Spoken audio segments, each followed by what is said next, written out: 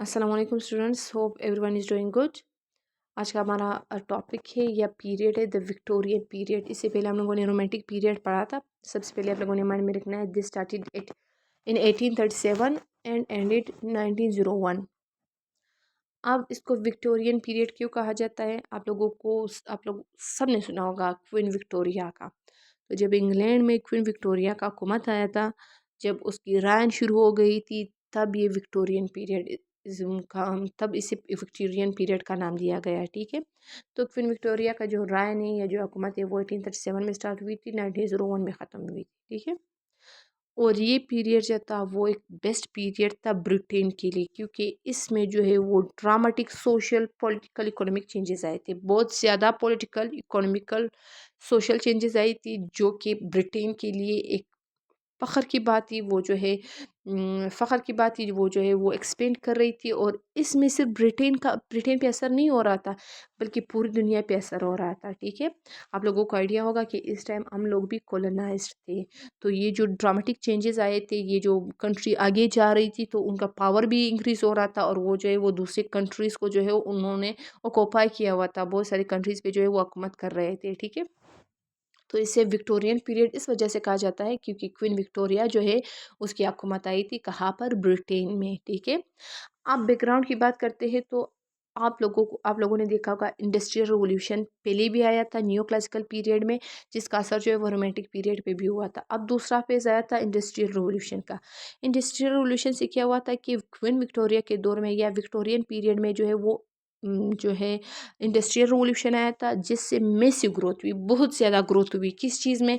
Factories बहुत ज़्यादा बने, रेलवेज बने, अर्बनाइजेशन का मतलब ये है कि लोग विलेजेस से आके सिटीज़ में रहने लगे। क्यों रहने लगे?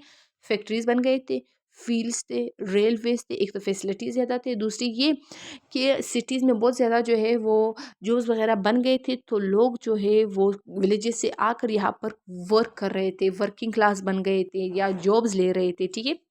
Cities expanded quickly leading to wealth for someone. लेकिन जब सिटीज़ बहुत ज़्यादा बढ़ गए, सिटीज़ के रश पॉपुलेशन बहुत ज़्यादा बढ़ गया, क्योंकि लोग जो है वो विलेजेस को छोड़ के आ रहे थे।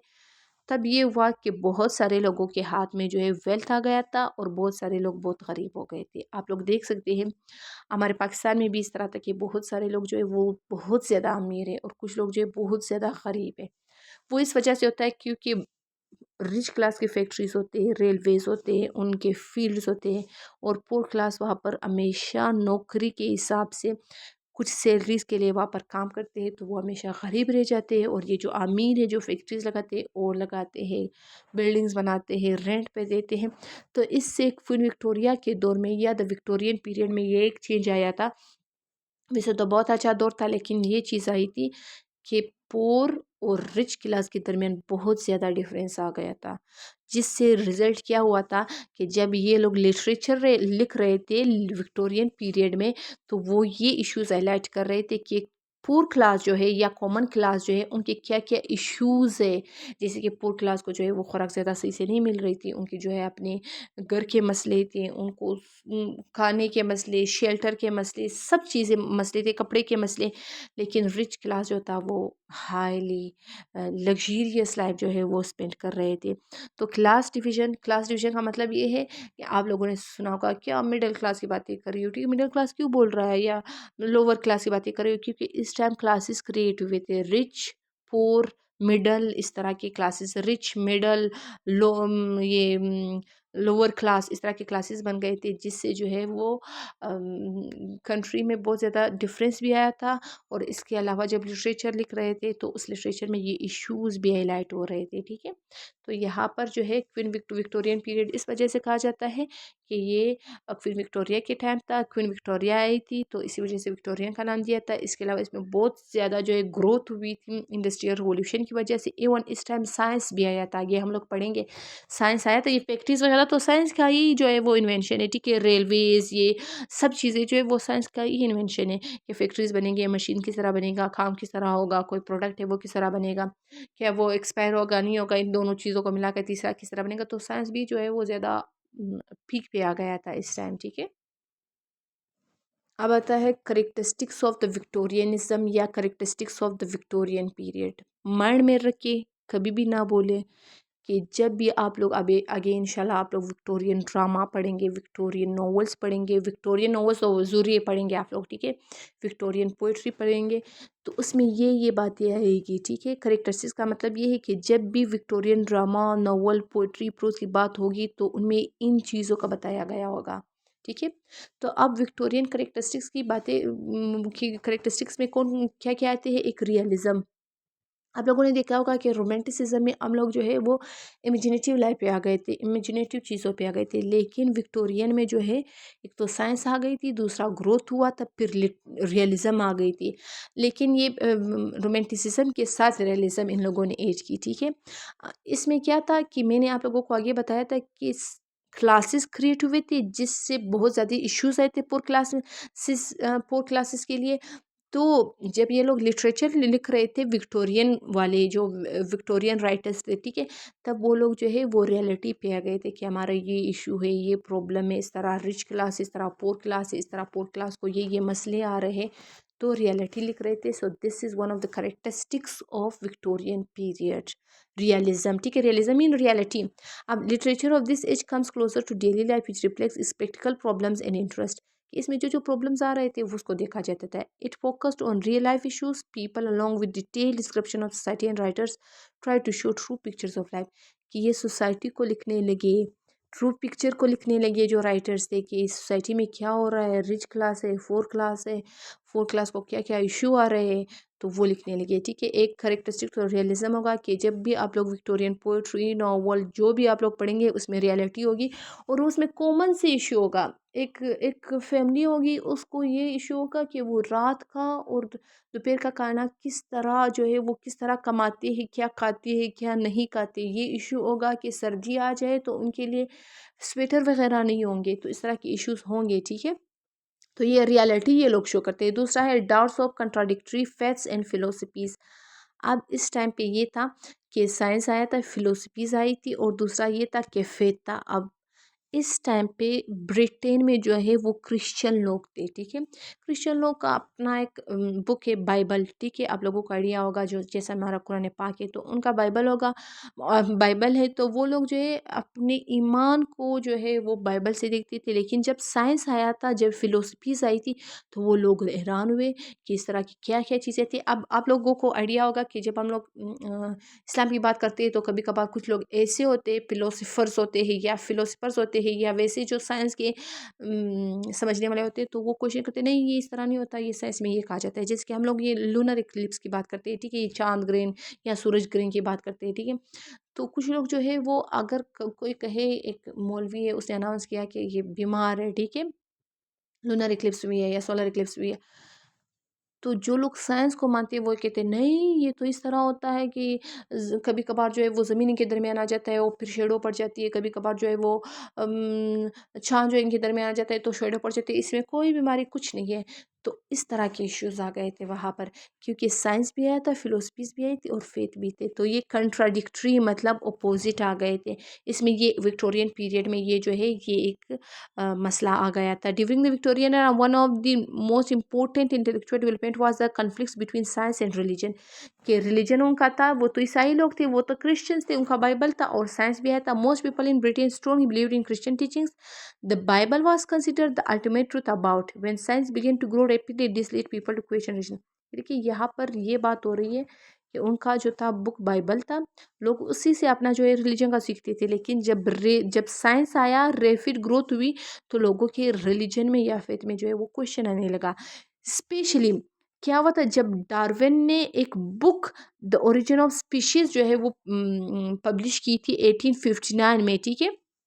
1859 में एक बुक पब्लिश की जिसका नाम था द ओरिजिन ऑफ स्पीशीज, जो वो ये कहता है कि ये ह्यूमन्स एंड एनिमल जो है वो किस तरह है, वो वक्त के साथ डेवलप्ड हुए हैं, वो नेचुरल सिलेक्शन है। अब देखिए हमारा हमारा और क्रिश्चियन का ये बिलीफ है कि जो है इंसानों को अल्लाह ने बनाया हुआ है, बस दो आंखें दी है, दो हाथ दिए हुए हैं, बस इंसान जब मरता है तो अल्लाह पाक मारता है उसको, मौत आ जाती है, और जो इंसान पैदा होता है तो वो भी इस तरह। लेकिन जब डार्विन ने, वो साइंस का था, वो फिलोसोफर था, ठीक है, डार्विन ने जब थ्योरी दी थी और वो ये बुक जब पब्लिश की थी ऑन द एवोरिजिन ऑफ स्पीशीज़। इसका मतलब ये था, डार्विन ये कहता था कि ये जो इंसान ज़िंदा रहते हैं वो अपने कोशिश की वजह से, वो अपने जो है वो नेचर उसे सेलेक्ट करता है। जैसे कि आप लोगों ने देखा होगा कि वो कहता है कि ज़ेब्रा की जो नेक है वो क्यों क्यों लंबी है, ये आप लोगों ने साइंस में पढ़ा होगा कि क्योंकि ज़ेब्रा जो है वो कोशिश करती थी दरख्त के पत्तों तक पहुँचने के लिए, तब जो है वो उसकी जो है गर्दन जो है वो लंबी हो गई, जबकि जो जानवर जो है वो पत्तों तक नहीं पहुँच सकते थे तो वो मर गए। इसके अलावा जो है वो आप लोगों ने देखा होगा, बंदर की बात हो रही कि इंसान इस तरह स्लो स्लो, फिर वो ये यूज़ करता था, उसके पाँव आ गए। या ये सांप जो है, ठीक है, सांप की बातें करते हैं कि सांप के पाँव जो थे वो यूज़ नहीं करता था, फिर स्लो स्लो ख़त्म हो गया। तब जब ये इस तरह की थ्योरीज आए, इस तरह के बुक्स आए, इस तरह के फ़िलोसोफ़र्स आए, तब विक्टोरियन पीरियड में इस तरह का था कि लोग जो है वो अपने ईमान और साइंस में शक करने लगे, ठीक है। बात आती है आइडियलिज़्म की। अब एक करैक्टरिस्टिक्स ये भी आता था, वैसे तो ये रियलिज़्म की बात करते थे, ये जो है साइंस और फ़िलॉसफ़ीज़ की बात कर रहे थे, लेकिन आइडियलिज़्म का मतलब है आइडियल, जैसे कि हम लोग कहते हैं आइडियल पर्सनैलिटी है, जिसमें मतलब जो इंसान ये समझते हैं कि उसमें ज़्यादा ख़ामियाँ नहीं होती, वो एक परफ़ेक्ट इंसान है, ठीक है। तो इसमें आइडियलिज़्म की बात भी कर रहे थे राइटर जो थे, कुछ राइटर जो है वो आइडियल लाइफ की, प्योरिटी की, ट्रूथ की, जस्टिस की बात करते थे कि जस्टिस इस तरह होता है, लव इस तरह होता है, जस्टिस इस तरह होता है, जो आइडियल चीज़ें उसके बारे में बात करते थे, ठीक है। Though the age is characterised is practical and materialistic, most of the writers suggest a pure ideal life, it is an idealistic age where the great ideals like truth, justice, love, brotherhood are emphasised by poets, एसियस and novelist. ये लोग कह रहे हैं कि बात तो वैसे कॉमन लाइफ की बात हो रही थी, लेकिन कुछ राइटर ऐसे भी थे, कुछ विक्टोरियन राइटर्स ऐसे भी थे जो लव की, जस्टिस की, ट्रुथ की, ब्रदरहुड, आइडियल लाइफ जिसमें कोई खामी ना हो उसकी बात करते थे, ठीक है। फिर आते हैं सोशल स्ट्रिक्ट सोशल क्लासेस में। ऑलरेडी आगे बता चुकी हूँ, पहले बता चुकी हूँ कि इसमें क्या था कि क्लास डिवीजन हुए थे, अपर क्लास आया था, मिडिल क्लास आया था, वर्किंग क्लास आया था। अब अपर क्लास आप लोगों को रिच का पता होगा, मिडिल क्लास जो ना गरीब हो ना अमीर हो, और वर्किंग क्लास जो विलेजेस से आके यहाँ पर मजदूरी कर रहे थे। तो बहुत ज़्यादा गैप आया था, जिससे पुअर क्लास में इनइक्वलिटी आई थी। और जब भी ये लिटरेचर लिखा जाता था, एक थीम यही था कि inequality between rich and poor मौजूद होती थी, ठीक है।